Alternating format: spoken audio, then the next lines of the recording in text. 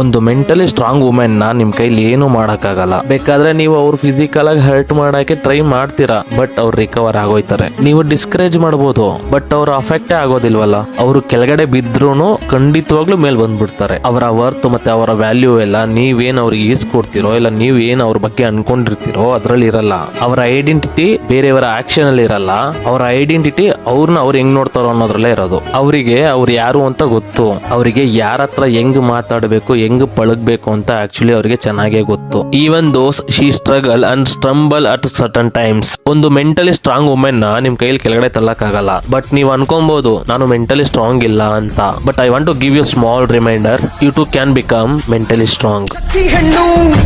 ಯುಕ್ತಿ ಹೆಣ್ಣು ಈ ನಮ್ಮ ಮಣ್ಣಿನ ಕೀರ್ತಿ ಹೆಣ್ಣು, ನೀ ಮಾಡುವ ಈ ತ್ಯಾಗಕ್ಕೆ ಸಾಟಿ ಇಲ್ಲ, ನೀ ಸಾಧಿಸು.